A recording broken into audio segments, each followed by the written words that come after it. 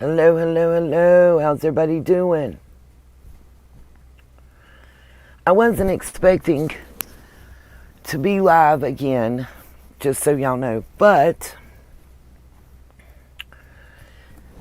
this testimony was ongoing. We got about 14, 15 minutes to get this in before court reconvenes and we go back live. I really wanted those of you that are survivors to hear this. Hey, Smiley's World, Mr. RN, Tama, Izzy Rose. Sorry you don't like the music. Yep, I read it. Annette Pendergrass, and everybody else that's in the chat right now. I'm going to do this quicker than normal simply because I want to get this in.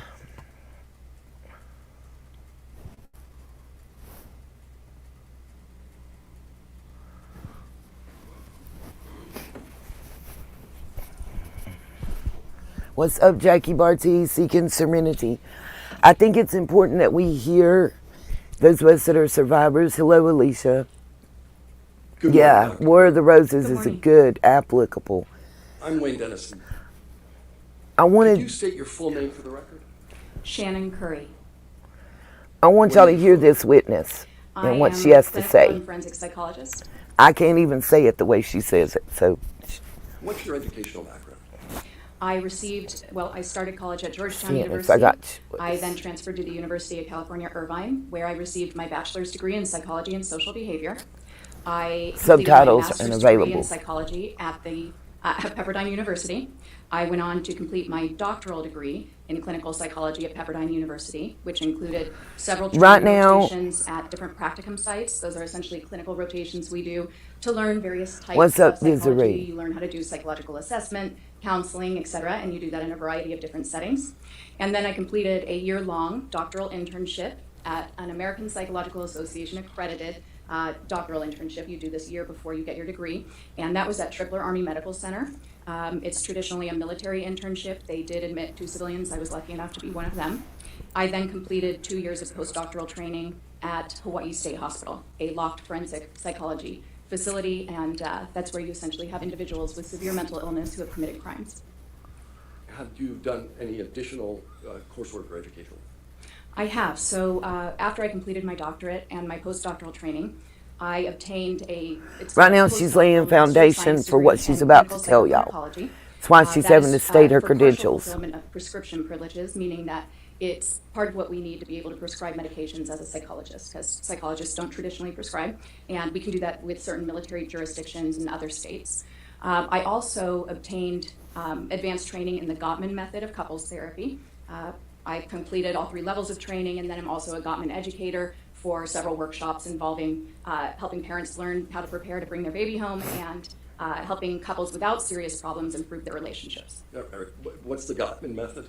The Gottman Method is a highly research-based method of couples therapy. It's very structured, so different than what many people expect when they think about couples therapy. Right, to show her expertise level, exactly, Seeking Serenity. Tell each other all their problems and then have to show her basis for what she's about to say and her opinions that she's going to be asked to give. So they complete a bunch of questions. It gives me a ton of information about their relationship before we even get started, and really identifies the areas we're going to target with structured interventions during each session. I think of it almost like a class.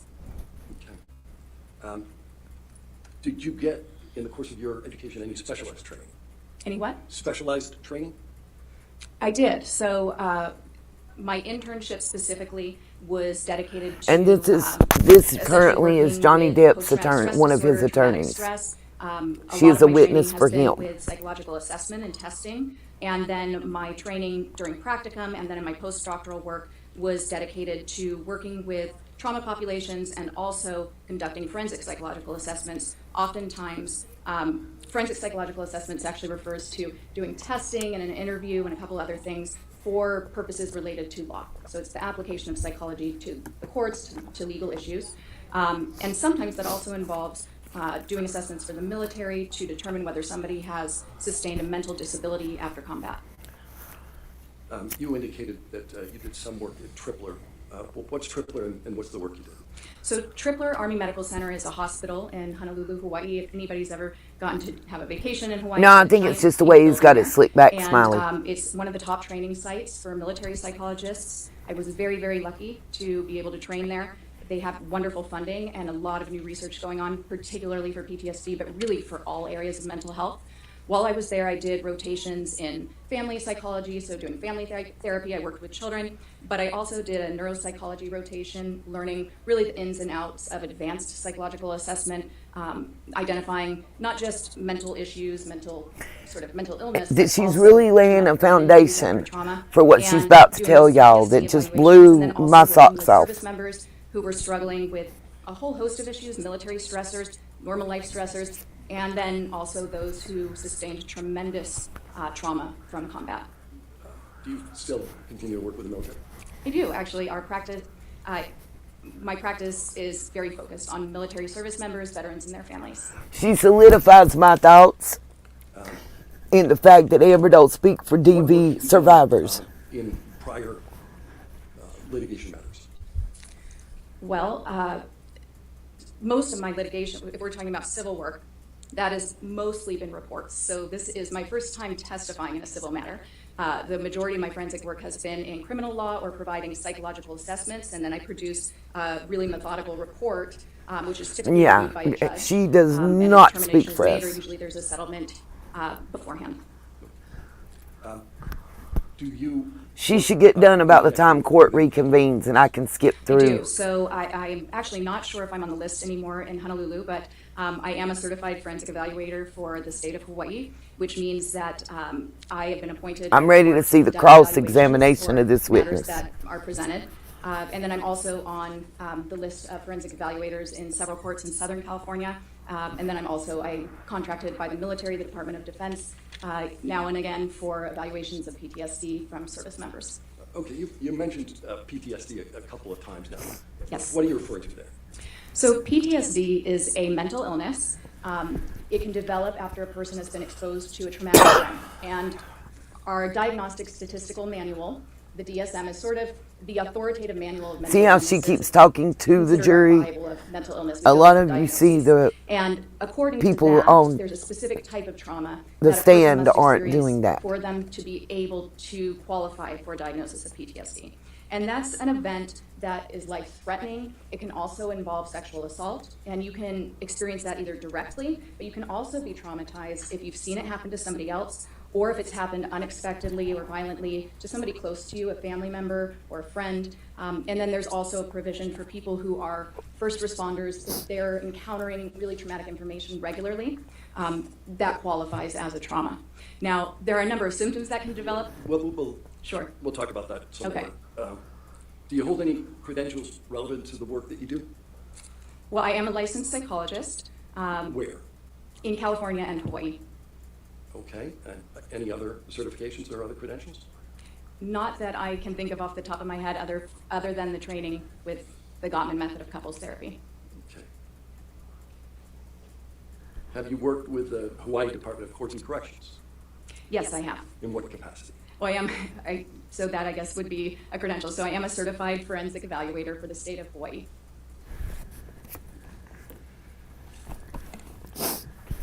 In connection with your doctorate, was there a research component? There was. I wish you'd hurry up and get over this so we could get to the part where she Okay. testifies. So I conducted a research study while I was at She's Pepperdine. still laying her Doctorate is credentials public out, dissertation. technically. So when you're obtaining your doctorate, you contribute something to the scientific field that you're in.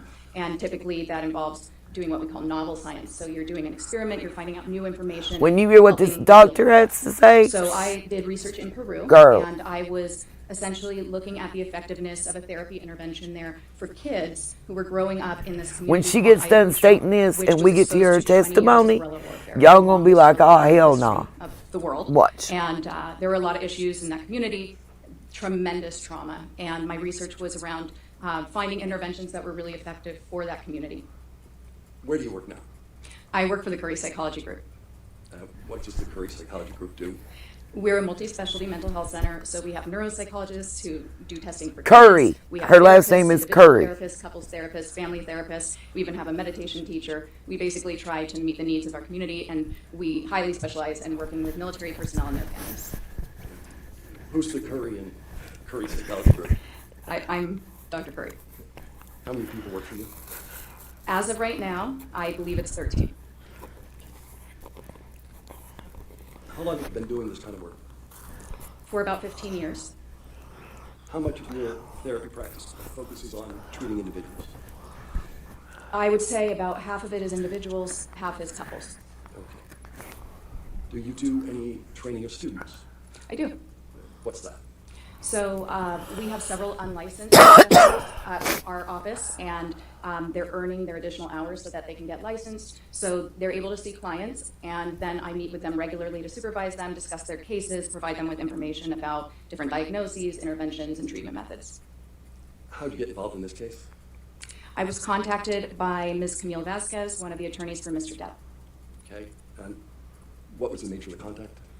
Ms. Vasquez Here called it me comes. and indicated that she might be interested in having me meet the legal team so that I could discuss my expertise and possibly provide my opinions related to the matter. Yeah. What were you asked to provide expert opinion on? So initially, my role that I understood at the time was to review the case materials Listen. and provide my opinions regarding anything that I noticed that was consistent or even inconsistent with the psychological science that exists today on intimate partner violence in Mr. Depp and Ms. Hurd's relationship. All right. You used a phrase there, intimate partner violence. What are you talking about? So there are a multitude of different definitions depending on the source or the state, but essentially intimate partner violence is abuse. It could be physical, psychological, and it's from one partner to another in an intimate relationship. Did your role in this case evolve? She's definitely very well spoken. Yes, it shifted. So I was Check retained this. At the end of January 2021, and then had just barely begun to review the documents. The case was postponed, and then in October 2021, I was asked by counsel to provide a psychological evaluation of Ms. Hurd. Of who? Hold up. Wait a minute. She said of Miss You were Hurd. asked to do a psychological evaluation of Mr. Depp. No. Okay. Umbridge, sit back down. Types of documents did you consider in this analysis? So I reviewed quite a few documents as part of my evaluation. That included all of the case documents, Ms. Hurd's medical records by Dr. Court-ordered her evaluation. mental health treatment records, I believe. Remember I that reviewed part. records Court-ordered. from, Dr. Amy Banks, Dr. Bonnie Jacobs, Dr. Connell Cohen, and also a significant portion of my review involved notes from nurse Erin Filati, at the time Erin Borum, who spent a significant time with Ms. Hurd in her direct company.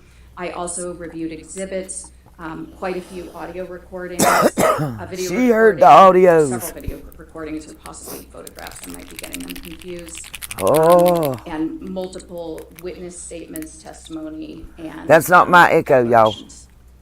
Did there come a time when you met directly with Ms. Hurd? Yes, I did. So in Oh. conducting my evaluation, I met with Ms. Hurd on 2 separate days. What do you hear her December 10th and diagnoses? December 17th, 2020. Y'all ready? Approximately how much time have you spent with Ms. Hurd? So the evaluation. I wanna hear we y'all spent tell me. 12 hours directly with one another. However, there were more hours involved in the evaluation with some breaks. So we spent 7 hours together on the first day, December 10th. Not necessarily together because there was a 1-hour lunch break and about a half hour with breaks split up through the day. And then on the 17th, we spent a little more than 8 hours in the evaluation from start to finish, with a 1-hour break and another half hour of breaks distributed throughout the day. Wait, just wait. As a result of the work that you performed, did you She not looking happy right now either. Oh, what's the matter, Amber? I did. What's wrong? What were those opinions? The we results go. of Ms. Hurd's evaluation supported 2 Yeah. diagnoses: 2. borderline personality disorder and histrionic personality disorder. What? What is a diagnosis? A diagnosis is a way that that psychologists, psychiatrists, anybody in the mental health field thinks about a disorder. It helps us to communicate a set of symptoms that a person is experiencing, and along with that set of symptoms, it tells other professionals a lot about how those symptoms might have developed, how that person might behave, perceive the world. It also drives treatment. The real purpose is to determine what sort of interventions will be most effective for the person. Yeah. Previously, you made What's up, Sassy? I think you called it the DSM-5. What's Yes. that? So the DSM-5, that stands for the Diagnostic Statistical Manual, version 5, and that contains every diagnosis we use in mental Yes, health. Alicia. And, Yes, they are. Yes, they are. It's the authoritative manual of mental diagnoses. Alicia, you are correct. They are very severe and difficult to treat. I'm waiting on her to tell it. Yes. I want to hear the cross. Oh my God, So, I'm ready. You referenced two personality disorders. What's a personality disorder? To understand a personality disorder, I think it can be helpful first to kind of define personality. So personality, something we take for granted, but these are the traits. Yeah, it's going to be very interesting. Think, we feel, and we act. She getting ready to give it that to you make again, us who Seeking we Serenity. are. And these traits are Borderline pretty stable personality over time disorder across situations. and We histrionic might, personality be sure disorder. to mind our P's and Q's when we're meeting somebody new, but overall, if somebody were to describe us, or if we were to describe ourselves, we have a pretty good sense of who we are. Sometimes an easy way to think of it is imagining how you might describe a brother or sister or a child if you have children. Their personalities are pretty clear to you. A personality disorder is some sort of dysfunction in those enduring traits. So as opposed to other types of mental illness, when you think about something like depression, that's episodic. It comes and it goes, and when it's treated with medication, it can pretty much be completely mitigated or minimized in a person's life, and their personality is still there, separate from the depression. When we have a personality disorder, there are going to be disturbances in several different areas that are visible in almost all different facets of their life. Is there a manner in which personality disorders are commonly diagnosed? Yes, so they can be diagnosed in a treating environment. Treating psychologist or a therapist or a psychiatrist simply does a diagnostic interview, which involves assessing multiple areas of a person's history back down through childhood. I'm going to stop you for a second. Yes. What's a treating environment?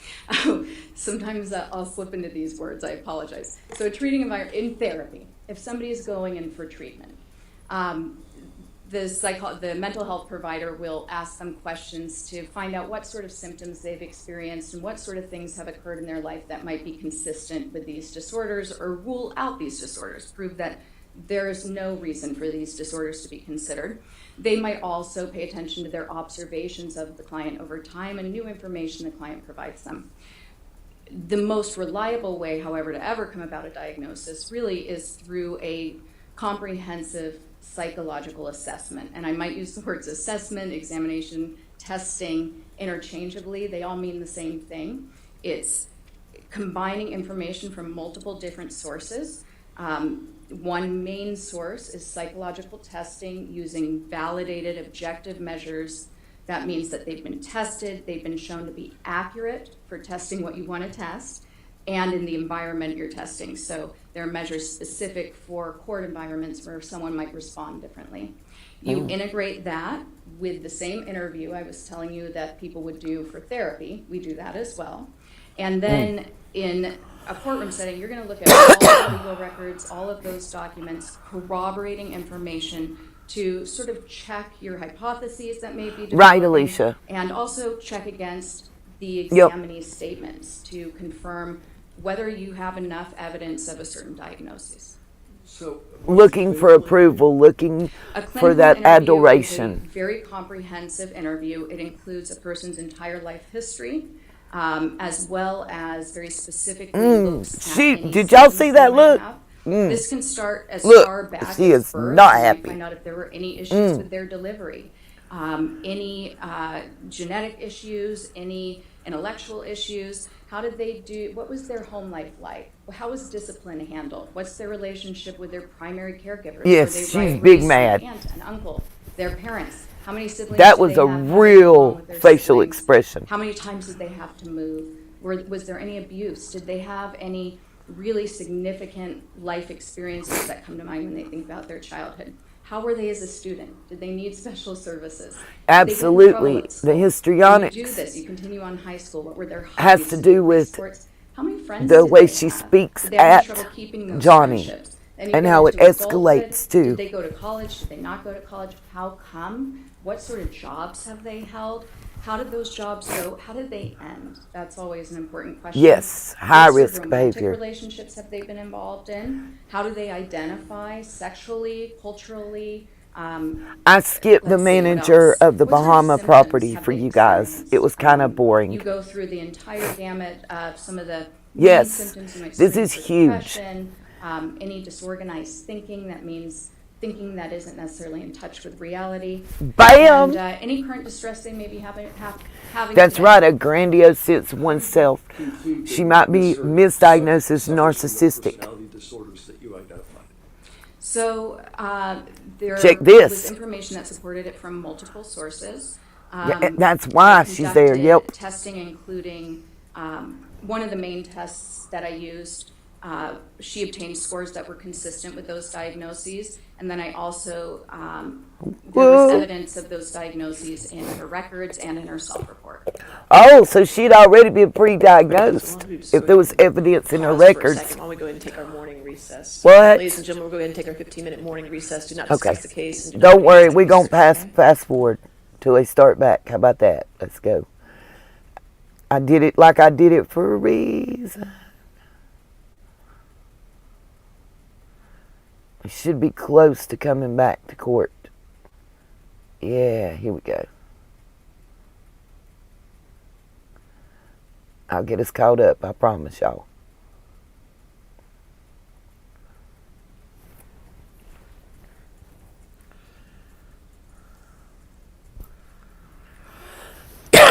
I personally felt,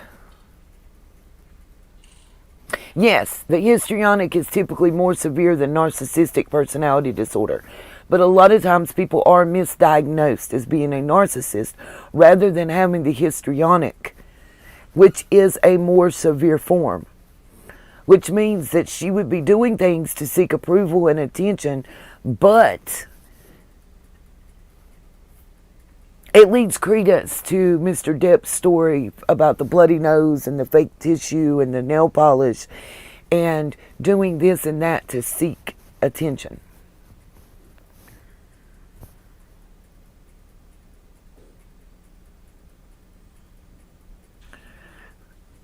It leads credence. A lot of her actions and what she is saying actually leads credibility.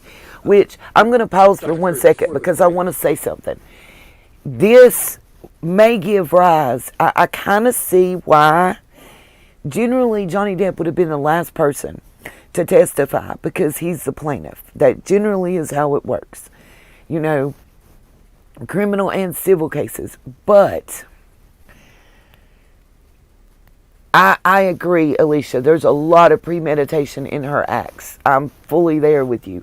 And as a survivor myself, I'm pissed off that this lady wanted to perpetrate her actions, not just upon him, but upon us. She wanted to be the face to speak out against DV. Are you kidding me?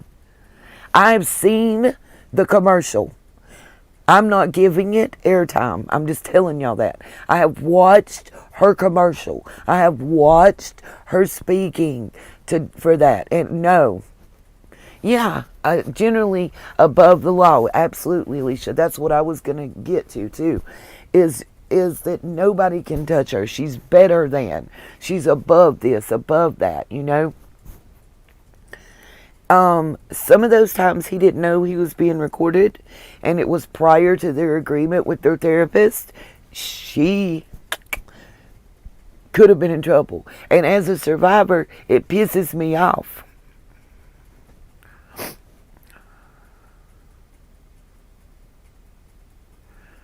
Well, I mean, it's kind of her fault if she's not willing to receive that diagnosis and get treatment. Let's go back so we can get this doctor. You were talking about some of the factors that you considered in determining that Ms. Hurd suffers from personality disorders. And one of them, I think the last one you said before you left, was self-report. What do you mean by that? So, Listen. The self-report would be things that Ms. Hurd indicated to me specifically. So there were a couple of characteristics that she noted in her self-report that were consistent with these personality disorders. The first was actually my own behavioral observations of her based on her self-report. So one of the hallmark characteristics of histrionic personality disorder is sort of a overly dramatic presentation. We call this impressionistic speech. So it tends to be very flowery. It uses a lot of descriptive words like magical, wonderful, and it can go on for quite some time, and yet it really lacks any substance. So at the end, you're left wondering what was just said or what the answer to the actual question. So that occurred a number of times, and it also represented the quick shifts you'll see between emotions. So she would suddenly be one way, and then she would become very animated, or She cut that smile real quick, didn't she? Sad. And when people are displaying Wow. emotions with this personality disorder, there's a sense of shouting. Now, money to it. don't fix People everything. Who are observing them will feel like it's almost play acting, and they might not be able to put their finger on it. But part of it is because of the rapidness with which the person can switch emotions, and also the lack of substance. They don't really refer to, I feel this way. They might describe emotions, they might describe events, but very Y'all don't rarely forget to hit can that I PayPal can Cash certainly App. not I got to say, come up with I $25 feel vulnerable. She by never tomorrow at indicated a 4 vulnerable o'clock. feeling of her own. Or they're going to take Then out substance papers of on me the against this when I was stupid asking for car. information about her history, Because it's slow, you're moving so slow. Ask more about that later. I was just trying to get a sense of what a self-report was. Oh, okay. What psychological tests did you perform? Okay, so psychological tests, This is still Johnny Depp's So first of attorney all, I questioning. asked her a couple questions from something called the mini mental status exam. That's really just a fancy way of saying that I wanted to make sure that she was alert and oriented to, we call it person, place, and time. That means she knew who she was, she knew who I was, she knew where we were, and she knew the date. That way I can ensure that she's able to participate in the evaluation and understand what's happening. I then administered something called the Minnesota Multi-Phase she is not looking Personality happy. Inventory 2. Give me a minute. It's the second edition, and this is something we call an objective measure. So it asks 567 questions. More Good Lord. The person either agrees or disagrees with them, how much the statement represents them. And this test has been around since 1943. There are more than 10,000 studies showing that it is appropriate for determining somebody's personality traits. It measures all of those things I sort of mentioned, how a person She said feels, 560 some multiple different aspects of their questions. lives. It also measures very accurately That's a 3-hour test. signs of mental illness or dysfunction. And the reason I also really like this test, whenever you're using a test for an evaluation that's going to be used in a forensic setting, people have a lot of incentive to present themselves in a way that's going to benefit their case. And they may want to look like they're sicker than they really are. They may want to look much healthier than they really are. And some of those incentives, they may not even realize that they're intending to do that. So it can be conscious or unconscious, but you really need to have a test that can check for that. And the MMPI-2 has a set of validity scales, we call them. These are scales that measure really the truthfulness and accuracy with which a person is approaching the test. And these scales on this particular test have been so well researched over many decades that they've become very nuanced, and they can tell us a lot about if somebody's, for instance, exaggerating. Are they elevating one of the scales that shows that they're exaggerating on purpose? Are they exaggerating in a manner that's more like a cry for help? Are they exaggerating in a manner that's clever and sophisticated and more obvious? And then the same goes for trying to minimize symptoms. We have a number of scales that can show us all the different, if somebody's trying to say they're the most wonderful person on earth, or if they're just trying to deny symptoms, and if they're doing that again in a very clever way or a more obvious way. So that test was my choice for this case. There's another reason I'd like to add is that part of my evaluation was, one of the reasons was to assess whether Ms. Hurd has post-traumatic stress disorder, which I told you about earlier. I'm on as a mute right result quick, y'all, sorry. Of the incidents that she's alleged occurred by Mr. Depp. And that's a really tough disorder to find out if somebody's faking it or not. It's one of the most easily faked disorders. Most of us know what it feels like to feel anxious, and a lot of people have seen war movies and movies that depict somebody having PTSD. In fact, some research has shown that if you give someone a diagnostic checklist and said, show that you have PTSD, they can do it 96% of the time to someone on the street. So you really need a test that's very sensitive to that, and the MMPI-2 has been shown in multiple studies to be excellent at detecting those attempts. Okay, you keep using MMPI-2. That's the abbreviation that you folks use for? I'm sorry if I hadn't said that. That's the Minnesota Multiphasic Personality Inventory. What other psychological testing did you perform? So I also performed the Clinician-Administered PTSD scale, -5. Hurry up and talk so -5 we use can it get to to the cross. diagnosis for Okay, PTSD sorry. in our current diagnostic manual, the 5th version. To do that test, you first administer something called the Life Events Checklist. And the Life Events Checklist, both of these tests, by the way, were developed by the National Center for PTSD with the Department of Veterans Affairs. Give it But to the him. Life Events Checklist lists 16 different very stressful life events that people can go through that are often can be associated with developing PTSD. And then it also has a 17th item that you can fill in if you feel like you've been through something really difficult that wasn't included. Now, I like to also add something called the Life Events Checklist 5 interview, which digs a little bit deeper into the person's childhood as well to find out if there's so many different things that can be difficult growing up.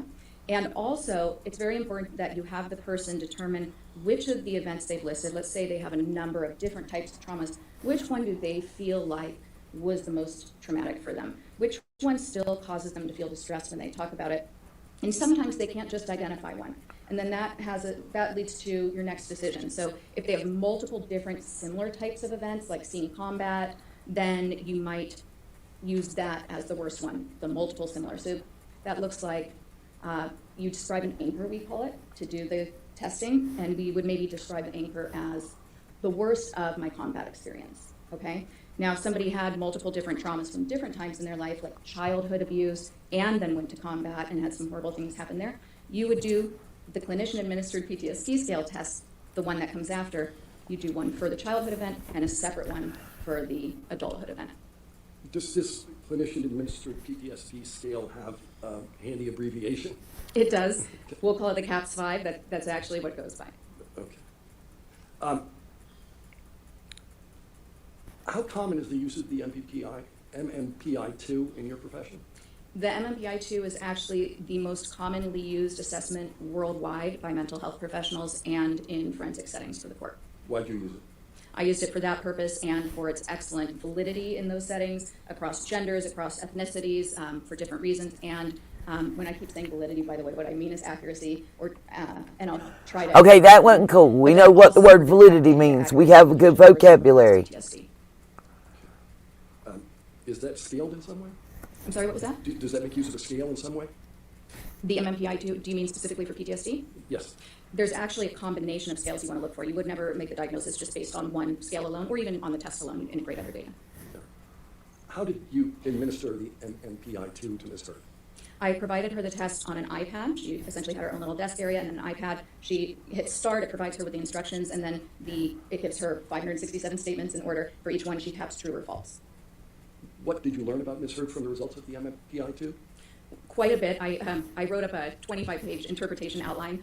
Good God. It has numerous scales. So one of the reasons I like this measure so much is that it contains so much. She wrote multiple different traits 25 and tendencies pages. and mental issues. One of the primary things I learned was that she had a very sophisticated way of minimizing any personal problems. Wow. I also learned that she tends to, there were a number of characteristics that were consistent with the eventual diagnoses, but some of the primary characteristics, I'm going to try to condense 25 pages here, were essentially externalization of blame. So she blames others. Hostility that is attempted to be controlled. A tendency to be very self-righteous, but to also deny that self-righteousness and to judge Okay. others critically. Ain't that what we all said already? High standards for moral value, but also to deny doing that. Essentially to claim that one is very non-judgmental and accepting, and yet very full of rage, really. And these aren't facts, but her scores essentially correlated, so they were consistent with other people who obtained these scores who have been shown through many, many, many studies to have these very specific traits. So externalization of blame, a lot of inner anger and hostility. Sometimes that anger among these groups with similar scores, these people might have that anger kind of explode out at times. They tend to be very passive-aggressive. They may be self-indulgent, very self-centered. They use manipulation tactics to try to get their needs met, very needy of attention, acceptance, Let's see approval. what she think. Look at that face. They tend Come on, to, Amber. Let's see your distance face. people who are close to them. Initially, they may seem very charming. They're very socially sophisticated, actually. That was a major component on there. They have a capacity to kind of offer some of their faults, but in a way, but only the ones that people think of lightly and can all relate to. And so they can present as very fair and balanced, but in actuality, they really might be very judgmental of others and unaware of problems in their behavior and their thinking. So after you provide the examination by the iPad, what do you do? So she's really judgmental. She looks down upon others and thinks she's better than others. It's a very, And very it's always test somebody to else's fault. interpret.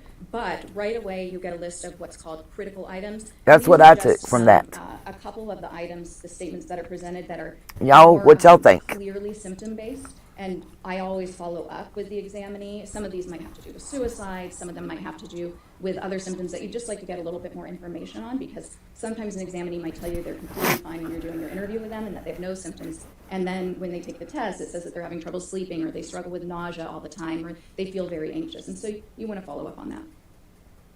Okay. What's a code type? A code type, let me think of how to explain this very, very simply. So the main scales, and I keep referring to scales, these are just the main scores that come up on this test. We can refer to them as codes. And when I was saying that Ms. Heard's scores could be compared to certain groups of people that had been researched before to attain similar scores, the research has shown that certain people will have certain scores that kind of spike on this, okay? And so all of those traits that I was describing, those are traits that are found in these code types. So it means that score number two was high, and score number 6 was high. And so if we have those scores were both high, then that's a 2-6 code type. And these code types. What code type was Ms. Heard? Ms. Heard had the clearest code type was 3-6, but then she also had some other code types that were less significant. What characteristics are associated with a 3-6 code type? So a 3-6 code type, a lot of that anger is expressed in this code type. There can be actually a lot of cruelty. Wow. People who are less powerful. Wow. Actually, when you see this code type, you want to, if you can, to follow up with subordinates, co-workers, people who may have observed their behavior more closely. Oh, like her, the lady that says she stole, her story. Very prone to externalizing blame to a point where it's unclear whether they can even admit to themselves that they do have responsibility in certain areas. A lot of suppressed and denied anger, but the anger is very present, will explode out, and a lot of issues in their close relationships. How does Ms. Heard's code type fit in with your overall opinion as to personality disorders? Well, this might be an appropriate time to describe a little bit about these personality disorders, because I think what you'll hear is that there's a lot. Anybody out there in the chat, or is everybody borderline just personality enthused disorder like is a me? Disorder of stability. It's instability. 'Cause And y'all it's ain't instability commenting. in personal relationships. It's instability in their emotions. It's instability in their behavior, and it's instability in their sense of self and their identity. And Tell you what, I don't think that this woman that's instability is only testifying can be driven bought this by no money. underlying terror of What do y'all think? Do y'all think So, she's for one of the sale? key features also of this disorder, and all of it is like pistons of an engine kind of firing off and igniting one another. But when somebody is afraid of being abandoned by their partner or by anybody else in their environment, and they have this disorder, they'll make desperate attempts to prevent that from happening. Oh. And these desperate attempts could be physical aggression, it could be threatening, it could be harming themselves. But these are behaviors that are. I'm having very Wi-Fi extremely issues. We got a concerning to people storm around coming them. through right now. The anger is typically what, sadly, it's counteractive, right? So the thing these people fear most is being abandoned, but over time, the Can y'all hear me talking? anger that they show when somebody is needing space, or when somebody's really not doing anything wrong, because a lot of times they read into things that they perceive as being a slight to them, or being somebody intending to harm them that actually isn't happening. They'll exaggerate it, and they'll explode. They'll react in this heightened manner that is just exhausting for their partners. Oftentimes, their partners will try to make them happy at first and really allow Thank you, themselves Mac to and catch Screams. that, thinking that they can somehow solve this problem, that somehow they can make this better, and eventually it just overwhelms them. Histrionic personality disorders is very Before we similar. move on. Okay. Are you familiar with the term emotional reactivity? I am. What is that? So emotional reactivity is very common in the diagnosis. So Okay. essentially, like I said, there's instability in emotions. People with borderline personality disorder are often misdiagnosed as having bipolar disorder because they can be up and down. They can look very depressed, then they can look very elated, but these changes are happening within a matter of hours. Somebody with bipolar disorder, this is a clinical depression lasting days, weeks, a clinical mania where sometimes they even need to be hospitalized because they're so grandiose. They clear out their bank account and go to Vegas and spend it all. They're acting in some very bizarre ways. With borderline personality disorder, you're having these fluctuating moods. Yes, it is, constantly. Diana. And again, this hypersensitivity to being slighted or feeling offended, really driven by the fear that if you're offended or slighted, if the therapist comes in 2 minutes late, or if somebody shows up to dinner 2 minutes late, that they Or might takes their abandon them. boots off And theirself or it's is not late for the birthday party. considering themselves abandoned in that moment. Just They saying. know that they have this overwhelming emotion, and there are no attempts to control that emotion. There are no attempts to regulate it. So if they're in the middle of the restaurant and they feel offended, they're going to start the fight. People are going to see it, or they might just start crying or break down, but they'll make a lot of accusations, and that reactivity is when you're going to see a lot of this escalation of bizarre behavior. They can react violently, they can react aggressively, they will often physically prevent their partner from trying to leave if they want to get space from all of this intense emotion, and oftentimes they If will, y'all didn't see that, you use don't know what I'm talking in about, these but situations. couch. Sometimes they'll physically restrain them from leaving and become It's part of the audio. but also people with borderline personality disorder, it seems to be a predictive factor for women who implement violence against their partner. And one of the most common tactics that they'll use is actually physically assaulting and then getting harmed themselves. But mostly, we call this administrative violence. So essentially, this is saying that they'll make threats using the legal system. So they might say that they are going to file a restraining order or going to abuse, or they might do these things to essentially try to keep their partner from leaving. In the moment, again, they're not consciously thinking, I'm going to keep my partner from leaving right now. They're just thinking, I can't stand this. I hate my partner. They went from idealizing to suddenly devaluing because of the hurt, and they'll do anything to express that big emotion of anger. We're on the move, folks. Uh-oh. Herd's team is not happy. Look, she looking like what? What? The doctor is on the stand looking at him like, what is your problem? I know what I'm talking about. And of course they're going to mute. We can't hear what the attorneys are talking about. But Cruella DeVille, I'm sorry y'all, I can't help it. She looked like, I don't know, please somebody help this woman with her hairstyle. Johnny Depp's biggest fan right here.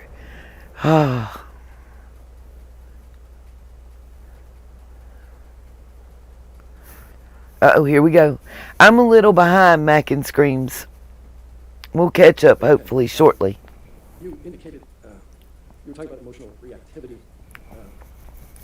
What, if any, emotional reactivity have you observed in your review? Let's do this one at a time. Okay. So there were a couple indications to me.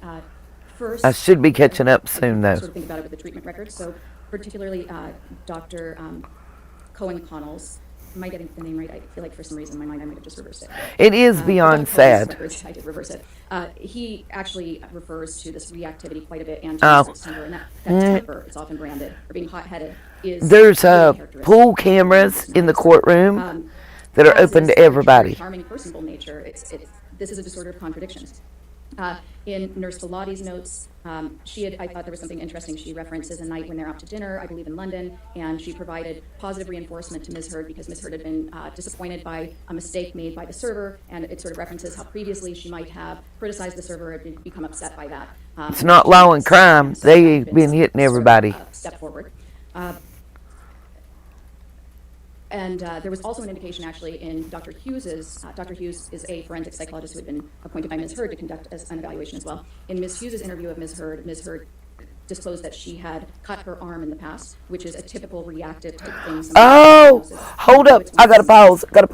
Listen, That's sort of, that's important because she went into the bathroom on the plane where she was with Ben that we watched yesterday, remember? And she came out with those cuts that he didn't notice before. And we kept asking, why are they harping on him? Why are they harping on him? Well, right here's why they're harping on him. Because they're saying she did self-harm. sort of all I can think of top of my mind from the treatment records. Moving into some of the Yep, operations, Annette, I'm with you on that one. testimony. What struck me was Ms. Raquel Pennington's testimony. She's a former friend of Ms. Heard's, and she told a story about, I suppose they were shopping for Thanksgiving and Future Mom. Oh yeah, her friends Thanksgiving, turned on her and because Ms. Heard Johnny ain't struck paying her their way no as more. Sort of out of the blue, which is. Oh, she did like I that. thought was interesting because that is one of those signs Watch of this borderline personality reaction. disorder where if a friend or a loved one isn't meeting your needs in that moment, people with borderline personality disorder can be very caring in their relationships as long as their needs are being met. They feel that their needs should be met when they want them met. Yep, at a sure specific did, level. making If they're screams. not, then that anger, that sense of harm, causes them to react. So the striking Ms. Pennington for Ms. Pennington's report in the declaration for the testimony I thought was pretty consistent. And then Ms. Heard's own self-evaluation. Okay, I'm gonna ask you a question about, you indicated Ms. Pennington was a former friend Yes. of Ms. Heard.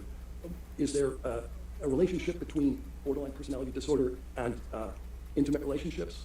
Yes, so the instability definitely translates to their relationships. You'll see relationships start very intensely. People will, somebody with borderline personality disorder perceives the relationship as extremely close. This pattern of idealizing and devaluing is definitely at play. They do this with their lovers and also with their friends. And so this might be the perfect person, their perfect soulmate friend, perfect soulmate partner, and their engagement in the relationship is very alluring, very charming to the other person. And so initially everything seems great. But what occurs is that reality sets in. People are not perfect, even when we have a lot in common with them. Whereas most of us can accept somebody as a whole, somebody who has a little bit of flaws, and still think, this is my great friend who was all constantly running late for dinner. The person with borderline personality disorder, things are in these extremes. It's black and white, we call it splitting. And so that person goes from being idealized, the perfect person, to dumpster. They are totally devalued. They are the worst friend. They don't care anything about me. I have better people around. Then there will be a repair because the person with this disorder does feel remorseful after they have these reactions and really tell their friend off. But over time, it wears away at these relationships. And so what you'll usually see is many, many transitions in their friendships over the years. People who have sort of fallen by the wayside, who were really very close-knit at one time, but there's not a lot of consistency in the long term. You'll also see that with their intimate relationships, many, many relationships, but none that are particularly long-term. How does borderline personality disorder relate to identity issues? So again, that instability also travels toward identity. When I was describing personality earlier, I was talking a little bit about those traits we have that help us know who we are.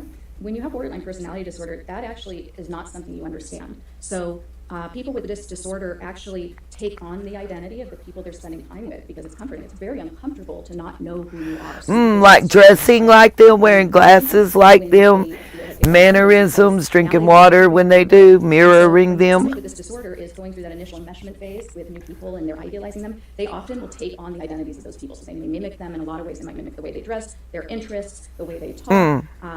And for this reason, the people around somebody with this disorder kind of from the outside may feel like, wait, I thought you were this way, now you're advocating for this, and this is your new main interest in life, or the thing you're throwing yourself into all completely. Music tastes might change, hobbies will change, the way they dress. Okay. In addition to borderline personality disorder, I understand that you diagnosed another personality disorder. What's that? So Ooh, here comes the big one. And these are really two sides of the same coin. They belong to the same Yep, cluster. sure do. Clusters. It's a way to organize personality disorders in that DSM. And this cluster is described as the personality disorders that are dramatic, erratic, and emotional. Okay, so Yeah. unpredictable, but really having to do with emotions and relationships. Yep. They're very Yep, in that graph. Whereas I was saying that borderline personality disorder, a lot of the key features that you're going to notice are instability. When it comes to histrionic, a lot of the key features are going to be drama and shallowness. Similarly, with borderline personality disorder, there's this. She's an unstable, dramatic, shallow person. Oh God, that's terrible. Is to always be the center of attention. Because if you don't have that attention on you, Right, that's what I said, making screams. These are Amber Heards. like you don't have that sense of being or value. Okay, so whereas borderline personality disorder might have more of the visible reactivity if somebody seems to be leaving, with histrionic personality disorder, what you're going to see is extreme discomfort with not being the center of attention, extreme efforts to be the center of attention, and when they feel that they're not the center of attention, you will see some strange things, making up stories to try to get attention, often taking on a victim or princess role. Those two roles in particular are pretty consistent. Caretaking. Borderline personality disorder is similar because with Wow. shifts of identity and the splitting, you might see somebody go from being, in the DSM it describes it as a needy supplicant of help, seeking the perfect caretaker, to suddenly being the avenger against injustice or thinking that their partner is a terrible person. With histrionic, what you'll see is somebody who wants to be the center of attention, has sort of that impressionistic speech, very flowery, very enthusiastic, but nothing's really being said. Making up The stories, moment right? attention wears away because they're so demanding for attention. That's when they might take the victim role or the princess role and even make up stories. Sometimes those stories are Might be the DV advocate, might steal Sometimes their those stories are just to make them assistant's interesting or essay fascinating story. so that they can get respect and attention that way. Is there a relation between histrionic personality disorder and attractiveness? There is, strangely, and this is always one of the trickiest things. Exactly, Diana, and that's why it came out like it did.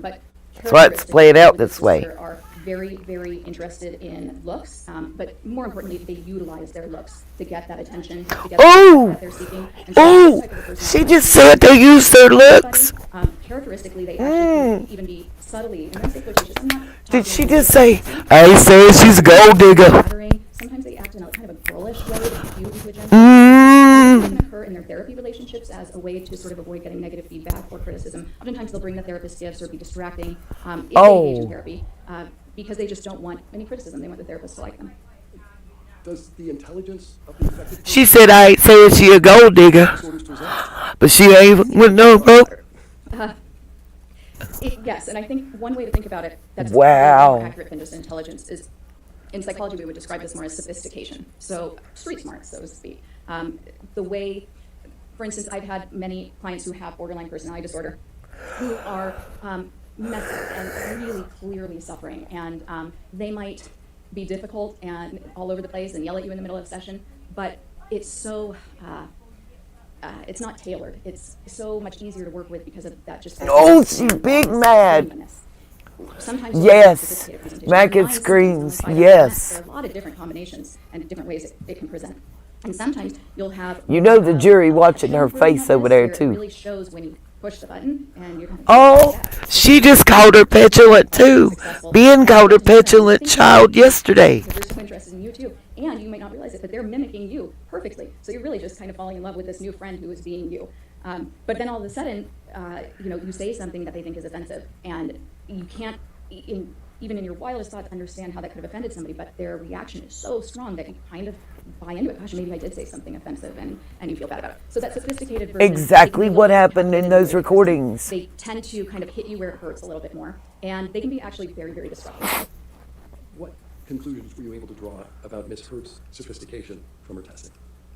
Well, from her testing and from her presentation, she was very likable, but her testing in particular showed that she approached it in a manner that, remember I told you about those scales that are pretty neat. Uh-oh, here she approached it in a goes. manner that Here she very goes. clearly minimized any psychological dysfunction. Not just that, but really presented herself as free of any problems. And she did so in a way that was very, very sophisticated, not obvious, by responding to questions that most people might not notice were trying to detect that. How did you determine that? So that's based on a particular scale on the MMPI-2 that is designed specifically to detect a type of responding that's a little bit more clever, a little bit more sophisticated, minimizing problems in a way that most lay people probably wouldn't understand, and even providers, very difficult to detect. You mentioned that one of the characteristics of borderline personality disorder is emotional reactivity. How might that present in an intimate relationship? So I think it Crazy. presents mostly, or you'd see the bulk of it in intimate Like what we're seeing right now. that regular interaction and the desire for your partner to meet all of your needs, to be the perfect caretaker. Also that the hallmark of the disorder with the splitting, so idealizing, devaluing, and the perceiving of all sorts I of got a visual good potty, events so I'm as gonna leave somehow the doctor demeaning or talking. disrespectful. I hope I don't miss nothing. It's I got a potty. regular escalations of anger, frustrated complaints, criticisms of your partner. But because the person with borderline personality disorder, first of all, they're more sensitive to things, they feel distress more strongly, and then that distress lasts longer. So these types of blow-ups go on forever, and they're very cyclic. It feels like you just can't get a resolution, and eventually the partner will try to leave, will want to leave to take a break. It wears them down, and that's when the borderline might explode and act very aggressively or violently to try to prevent them from leaving. In addition to diagnosing Ms. Hurd with these two personality disorders, did you form another opinion about Ms. Hurd's mental status? Yes, so go ahead. If the answer to that is yes, I'm going to now ask you Okay, what was yes, that? I did. Okay, what is it? So in addition to looking for Ms. Hurd's general mental status, any psychological issues that were present, I very specifically was assessing to determine whether post-traumatic stress disorder was present, and it was not. How do you know that? So first of all, from multiple information sources, right? So I was integrating the interview, my review of the data, the case records, other people's testimony, her treatment records, And then I also conducted, in addition to the MMPI-2 and looking at that data, I also conducted the Clinician-Administered PTSD scale, the CAPS-5, which is the gold standard PTSD assessment developed by the National Center for PTSD, shown to be valid, accurate for use not just with service members, but also with civilians, men, women, all genders, and also all ethnicities, and then also specifically for use in a courtroom setting. How do you conduct the CAPS-5? So the CAPS-5 is a standard interview. What that means is that it's an interview with very clear questions that are scripted, and you ask those same questions every time you test a person. So because you're doing that, you're actually taking something that would typically be kind of subjective, an interview with somebody, and you're making it more objective. When you ask those same questions in the same way every time somebody's assessed with this, now you can apply a scoring protocol and actually score their responses. Okay. As a result of applying those protocols, what did you conclude? Ms. Heard did not have PTSD, and there were also pretty significant indications that she was grossly exaggerating symptoms of PTSD when asked about them. How did you make that latter conclusion? So one of the strengths of this test, as I mentioned, the important thing about any test used when you're doing an evaluation in forensics is to make sure that the person is responding accurately. And this test does that by not just asking people whether they have a symptom, but asking follow-up questions that draw out very detailed accounts of every single symptom of PTSD. And when you're really familiar with this disorder, which you need to be to administer this test, there are nuances in the way a person will describe their symptoms that have been shown repeatedly to indicate exaggeration or faking. There are also indications when somebody is clearly giving you a genuine response. Okay. What, if any, symptoms of PTSD did you observe in Ms. Heard? So there are 20 kind of core symptoms that somebody can manifest with PTSD. You don't have to have all of them. Ms. Heard initially said that she had, in the first question, you say, do you ever have this? Before you get to the more nuanced follow-up questions. When I asked that first question on each item, she initially said, yes, I have that, to 19 of the 20 symptoms. That's not typical even of somebody with the most disabling form of PTSD. When we eventually sort of dialed it down, she had 3 remaining symptoms. And having symptoms of any disorder is common for all of us. Some of us struggle with sleep. Some of us get anxious. It could be several different disorders. It could just be that you have this struggle in your life. But she had 3 specific symptoms that I scored as present. Off the top of my head, I might miss one, but one was sleep disturbance. So she reported that she has frequent nightmares. Another one was that she said that she tends to have a startle response. So if she gets startled or surprised, she tends to stay in sort of a hyper startle mode for quite a while. And that's consistent with a couple of things. It can be consistent with PTSD if other criteria are met. It's also consistent with childhood complex trauma, which is something that can occur when your brain is forming. If you constantly feel unsafe, if your parents are abusive, or if they're not present, if you're neglected, you can develop certain physiological responses that can stay for a long time in your life. So I noted that seemed like a very genuine, accurate account where she stays in the state of kind of hyper arousal, has a hard time calming down if she gets surprised. You mentioned nightmares as well. Yes. Did she recount for you the nature of the nightmares? So they were vague. She indicated that she has recurrent nightmares and that she feels as though she's being held down. There was some conflict in that account because even what did I miss? A PTSD symptom. It is fairly vague, but I still scored it as present. And in her initial treatment with with Dr. Bonnie Jacobs, which I believe started before she began dating Mr. Depp, I had to pee. she had indicated to Dr. Jacobs, according to Dr. Jacobs' notes, that she was having repetitive nightmares back then and that they were related to her childhood trauma. And so that came up several times in the notes. Dr. Should I rewind again? Thank you. What is feigning? Is the doctor doing what I think calling her out? Essentially faking or exaggerating symptoms that aren't present. She's saying she lied about symptoms. It doesn't necessarily control for it. It can expose it by drawing out. How does that? Because you're not just simply handing the Oh, person yeah, a I got that checklist part. that That's where I says, came back. "Here Okay. are all the symptoms of I ain't missed PTSD. much. Why don't- Just I got check off this. the ones you have," which clearly, if you're trying to look like you have PTSD, you would just check them all. The CAPS 5, because it requires That's what she them says. to describe in Got you. detail how they experience the symptom, where it shows up, what it Yeah. looks like, what sort of examples they can give you, how many times it's happened in the last couple weeks, how many times it's happened in the last month. By the end of each symptom, you got a Listen, very good you know. picture of a couple things. One, does it meet the definition of the symptom? I Are they bet getting you it right? anybody that has Is this PTSD, actually can you the tell me symptom, the or are they last kind of 3 times confusing you've this had with something else? an anxiety attack Number due to two, your are PTSD? they I know I giving you can. very vague accounts? Are they giving you kind of a stereotyped idea of what the symptom is based on media or movies or something that actually is completely different from genuine experiences of this symptom? They don't. Or are they giving you a very genuine, heartfelt, sometimes minimizing, but it's ticking all the boxes. Their mannerisms while they're describing it, the actual very specific, very nuanced, symbolic ways they're describing it. A lot of times it smells, it sounds. That Thank all you. appears in How the many experience, times and have I it's something told that you people guys really get wrong the when smells they're are feigning. what bother me? How many times I said that? Smells are the worst for me. Ms. Heard does not have PTSD. Did you make a conclusion with respect to her symptoms?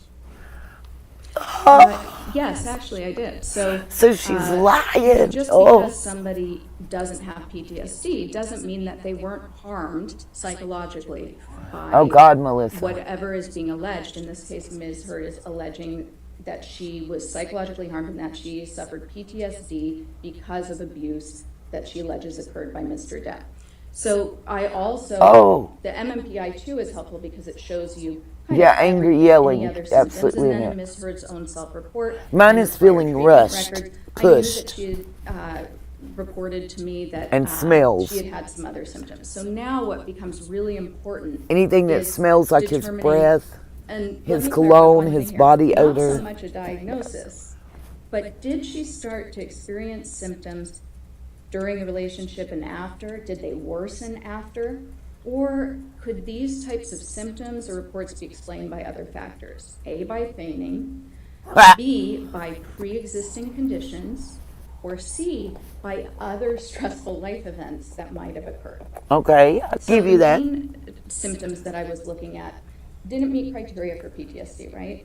There was also, substantial evidence of this sort of emotional dysregulation, emotional disorganization, the shallowness, the dramatic affect. Now, Wow. when you have a lot of childhood trauma, you can actually have some similar type presentation in adulthood. There are some differences though, but also that's not something that would have occurred after this relationship. So now I was looking at, are there indications that these types of things that she's described, this transient anxiety issues with sleep, were these there prior? And sure enough, We just Ms. called up Heard, to the in live her own stream. self-report stated to me that when she first I'm got thinking. to LA, she was seeking treatment for, in her words, blanket anxiety and depression. She also reported that she was taking medications. In general, none of them were helpful. That's actually very typical. Yeah, we've called up. Borderline personality disorder. Medications typically Yeah, aren't very that helpful blank for nobody's someone with a home, disorder. yep. They really need an intensive, lifelong type of therapy, which is not necessarily as relevant to this. But Oh, she didn't like that. also, Did y'all see this? Look at this people with facial borderline expression. personality Oh, disorder Lord. often respond really positively to stimulant medications that are given for ADD or ADHD. And in one of Nurse Filati's notes, she reported that Ms. Heard told her that none of the medications were working for her except for one Provigil, which is often prescribed as stimulant medication. And I just thought that was interesting and sort of consistent with more of these lifelong personality disorders that aren't necessarily caused by a harm by any allegations, but have been there and will remain there typically. The other I don't know what my issue- neighbors are doing. So the anxiety, she had already indicated that it Yeah, had she does occurred act prior. above it all, the but that's form part of her anxiety, disorder. So looking at Dr. Hughes's testing and then also looking at the scores on the MMPI, when you look at all these little combinations of the scores, you can actually learn a lot about is the anxiety related to an event, or is this more a person who tends to be an anxious person regardless of what's going on in their life? And somebody might describe them as a worrywart. And the scores, the little combination of scores that she obtained actually Oh, the indicated storm is that getting it was serious, the y'all. latter, that her anxiety tends to be separate from events and more just kind of a constant, and it comes and goes, but it's more of a trait. I have no further questions for this witness. Here we go. Why don't we go ahead and, Ms. Burdick, go ahead and have our lunch break. It might be a good idea. No! to break it up there. Oh, that Okay, bitch I was know. happy. She's Look. jumping up. All Oops, did I say that? Ladies and gentlemen, let's go ahead and take our lunch recess. Just again, do not do any outside research and don't discuss the case with anybody, okay? And we'll have you back here.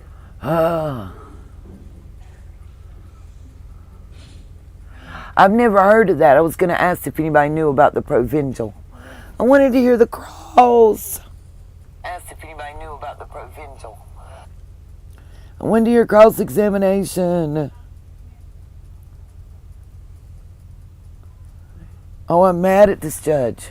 And again, Dr. Cruz. Yeah, she got happy as a pig in mud. You right about that? Okay. All right. She's like, oh. Come back at 1:50, okay? Come back at 1:50? All right, thank you. Oh, okay. I gotta get ready to cut the live stream. Hold on, I can't get up here. Okay. Let me stop it. Come on, let me work. Let me stop it. There we go. The only reason I cut that like I did, because it's going to squall in our ears.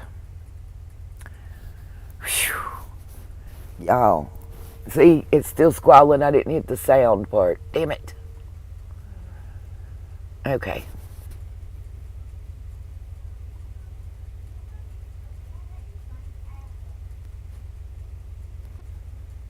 All right. That way I can go back to it.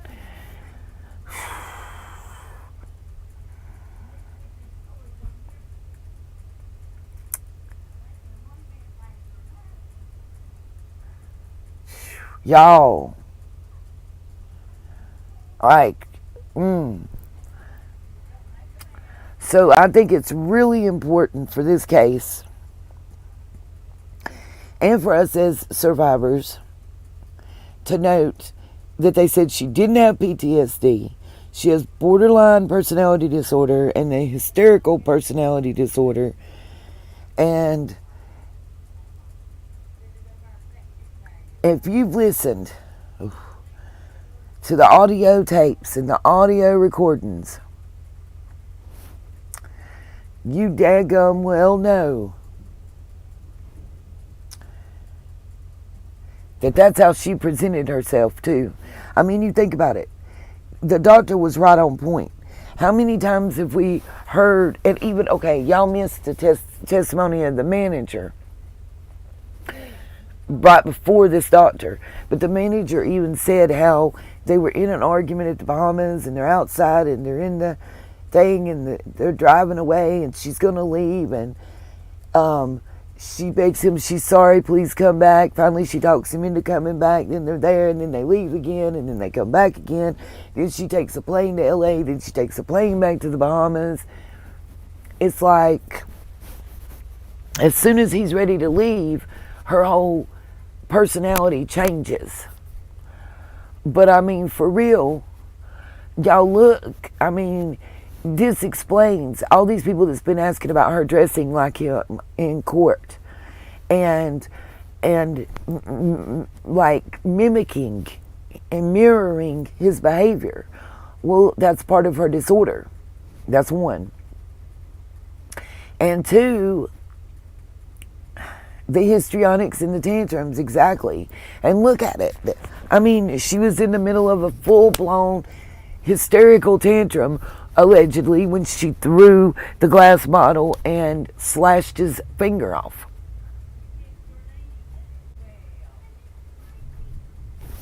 Y'all, we're about to have a real bad storm. I hear it coming.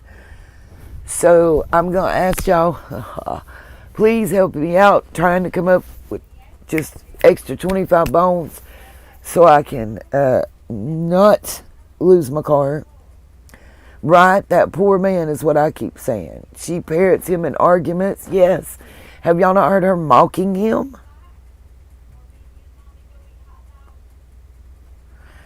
Oh, you're just such a big bad Hollywood star. Yeah, you're such a... And then telling him he's a fat old piece of shit and everything. More than one person has testified, by the way, to her calling him an old fat man.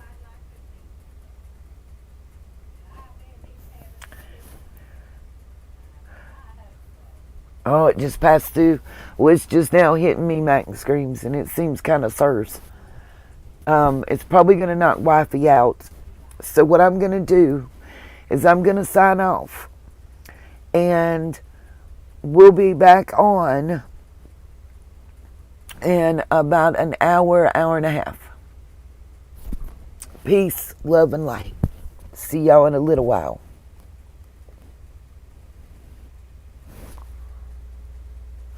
Oh my God, are you kidding me? I'm so worried about that child. It ain't even funny. Angela, yeah, it's terrible.